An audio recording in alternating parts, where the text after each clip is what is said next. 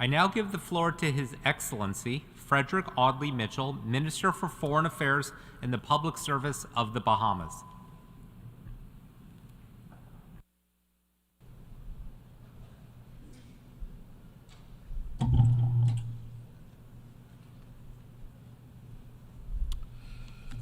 So, Mr. President, it is an honor and privilege to return to this podium this year. This is my 10th appearance here, and I'm proud to be back to this most important forum, but doubly so because a son of the CARICOM and wider Caribbean region sits as its president. So, Ambassador Dennis Francis, I wish you well, and suffice it to say, the Bahamas stands ready to assist and support. So, the Bahamas National Statistics Institute reported this year in the national census that there are now 399,314 people living in the Bahamas. So let's call that 400,000. We're small, that's clear. We're 700 islands, keys, and reefs, that's clear. We have 4,000 square miles of land and 100,000 square miles of ocean, that's clear. We're therefore a small island developing state, that's very clear. The Prime Minister, Philip Edward Brave Davis, says that the #1 foreign policy issue for the Bahamas is climate change. He's expressed the existential fear we face along with other island peoples, whether in the Atlantic or the Pacific. Will we be climate refugees, or will we face a watery grave? And tonight, I'm wearing a gift from the people of the Marshall Islands to share our solidarity with those in the Pacific.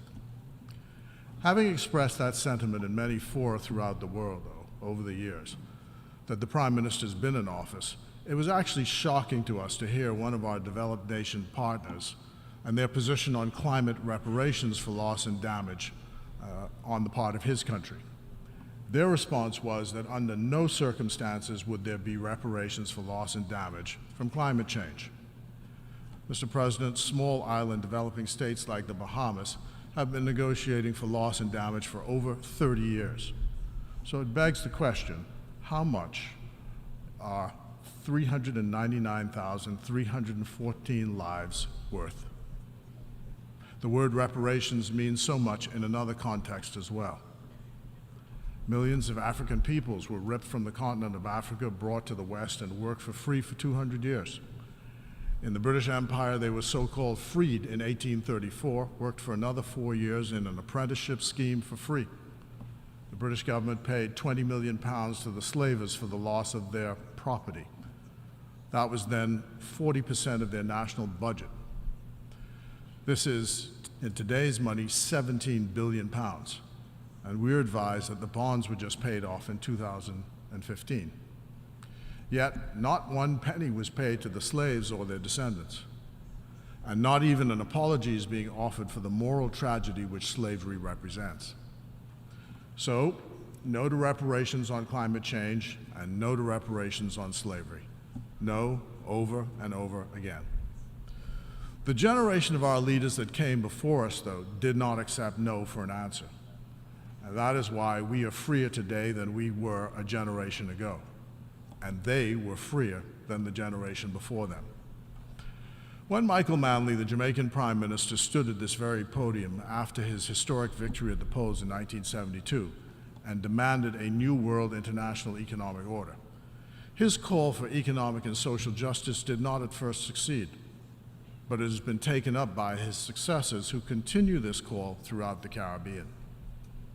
Mr. Manley was taking up the call by Marcus Garvey of Jamaica before him and Robert Love of the Bahamas, the generation before Mr. Manley.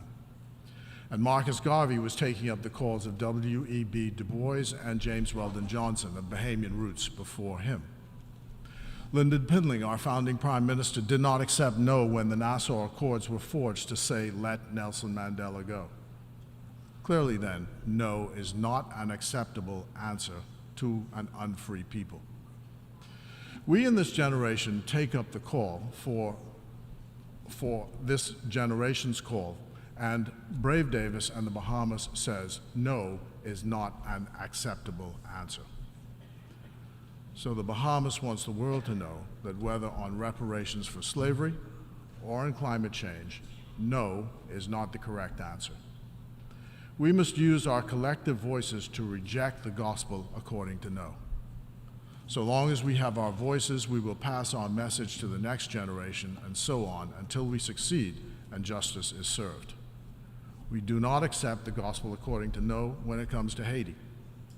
As the first black republic and the first independent Caribbean state, Haiti has paid dearly for daring to declare and assert their independence from colonial rule back in 1804.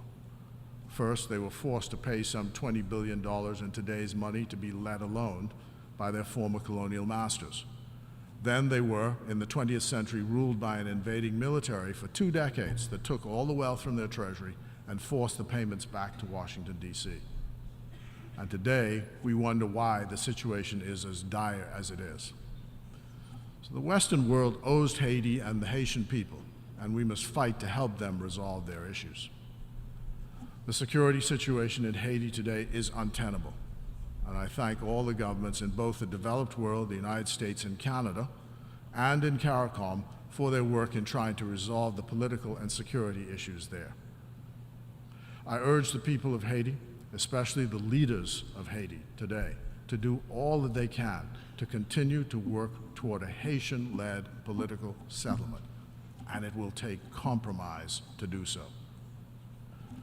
Mr. President, this is a humanitarian crisis in our region, which the UN has received many, many humanitarian pledges that can barely meet the on-the-ground humanitarian needs of the Haitian people. We must approve with haste a UN Security Council-backed resolution on a multinational force for Haiti. So first, I'd like to thank the government of Kenya for pledging to lead a multinational force to improve the security issues in Haiti. We in the Bahamas plan to join them, as does Jamaica, and other Caribbean countries have pledged humanitarian support. They, along with all other states, have pledged support to require, but it does require this UNSC resolution to take action. As I said, both Bahamas and Jamaica have pledged troops, other CARICOM states humanitarian support.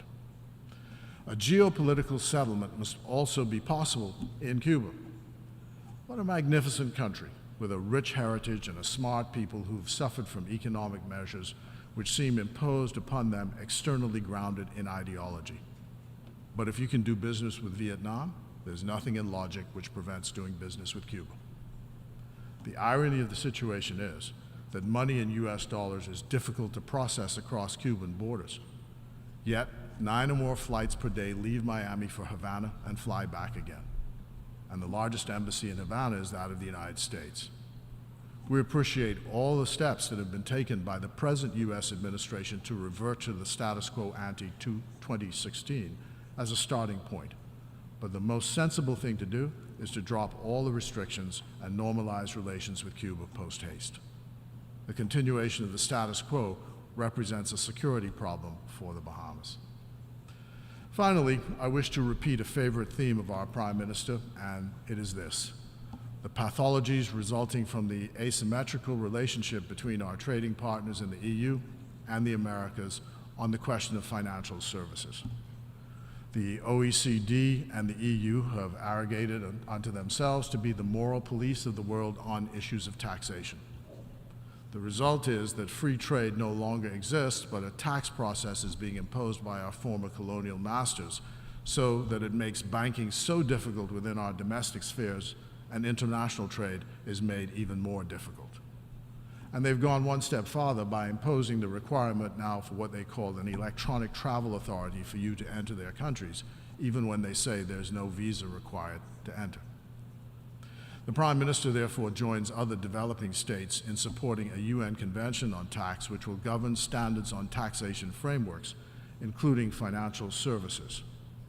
The OECD cannot declare legitimacy for developing universal outputs while decision-making and membership remain exclusive.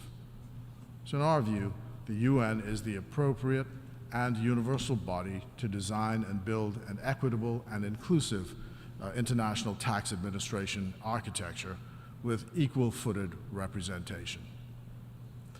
So 1973, the Bahamas is 50 years old this year. It's the 10th July 1973, we became independent. And this year, 50 years later, it was a very proud moment for our citizens. So if you go to the Soundlands Primary School in my constituency in Nassau, and you say the words of a popular song, even the little children know the song, and the members of the delegation who are here today, I'll bet they know it as well. It's a man named Elkin Outen who sang this song. And he says, Nassau is the capital, and the children say Bahamas. Bimini is the gateway, and the children say Bahamas. 1492, Columbus landed, and the children will say back Bahamas. 1973, we were free, Bahamas. And so, happy anniversary, Bahamas. Golden Jubilee, Bahamas. We're proud of our country. I leave the song with you and invite you to come visit us. 8 million people will join us as tourists this year. We are 400,000 strong. Stay and enjoy our beauty. Understand our climate vulnerability. In our work, we ask you to join us to help reverse the tidal rising. God bless you. Thanks for listening, because now, more than ever, we need the United Nations. Thank you. Good night.